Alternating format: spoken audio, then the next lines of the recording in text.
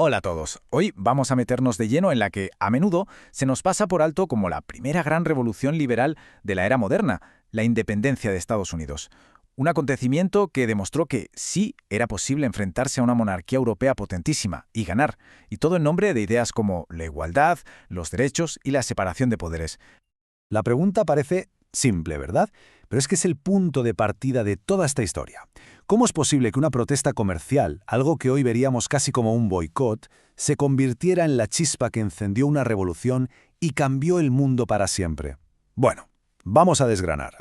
Para entenderlo bien, vamos a dividir este análisis en tres partes. Primero, veremos qué es lo que se estaba cociendo, las causas profundas de ese descontento.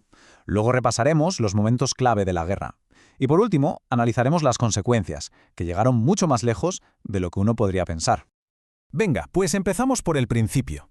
Porque antes de que sonaran los disparos y los cañones, las ideas y el malestar ya estaban ahí, creciendo poco a poco. ¿Qué fue lo que llevó a las colonias a pensar siquiera en un futuro sin Gran Bretaña? Y el escenario son estas 13 colonias británicas en la costa este de Norteamérica. Hay que pensar que eran muy distintas entre sí, pero encontraron una causa común que las unió para plantarle cara al imperio más poderoso de la época. Es que esto que vemos aquí es, literalmente, la tormenta perfecta. Por un lado, tenemos a una burguesía, a gente con negocios, que sentía que los monopolios británicos les estaban ahogando, que no les dejaban crecer.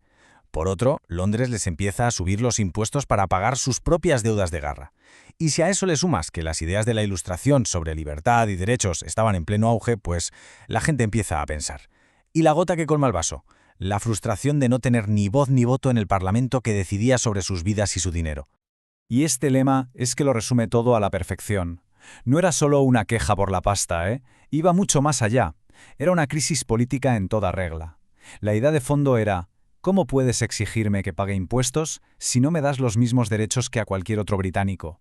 Si no me dejas tener a nadie que me represente en el gobierno que me los impone. Claro, con este panorama, la tensión acumulada tenía que estallar por algún sitio. Así que vamos a ver ahora cómo toda esa frustración pasó de las palabras a los hechos, a un conflicto armado y finalmente al nacimiento de un país.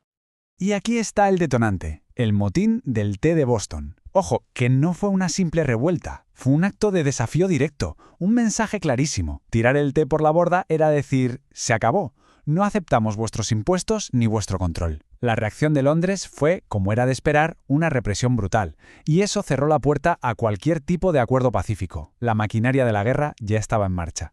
Y fijaos en la cronología, porque la velocidad a la que pasa todo es increíble. En poco más de una década se pasa de una protesta por el té a tener un país con su propia constitución. La guerra estalla en el 75 y solo un año después ya están declarando su independencia. La victoria que se sella en el 83 y la constitución del 89 son el broche final. Este es el momento fundacional.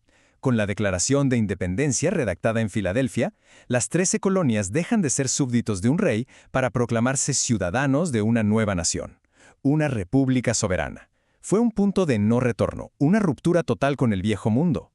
Si la declaración fue el nacimiento simbólico, el Tratado de Versalles fue el reconocimiento oficial.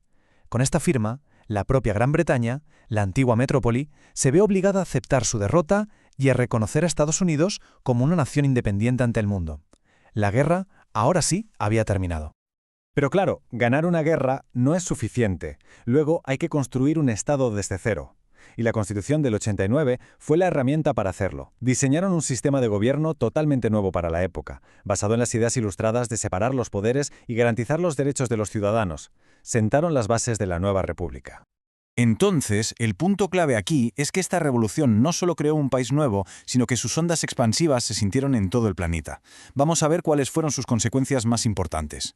Las consecuencias fueron enormes. A nivel interno, la nueva nación empezó una expansión imparable hacia el oeste, pero su impacto fuera de sus fronteras fue todavía mayor. Se convirtió en un faro, en una inspiración.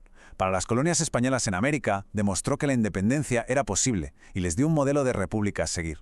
En Francia, la victoria americana fue como echarle más leña al fuego del descontento contra su propia monarquía.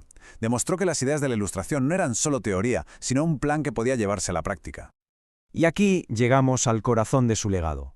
Por esto se la considera la primera gran revolución liberal. porque demostró que un proyecto político basado en una constitución, en la soberanía nacional y en los derechos de las personas no era solo una utopía de filósofos, sino que podía ganar en la práctica a un imperio gigantesco. Fue un antes y un después en la historia. Y terminamos con una pregunta para la reflexión. Esta revolución se fundó sobre los grandes ideales de libertad e igualdad, pero en un país donde la esclavitud seguía siendo legal y donde no todos los ciudadanos tenían los mismos derechos, ¿cuáles eran los límites de esa promesa? Es una pregunta compleja que de hecho marcaría la historia de la nueva nación durante siglos.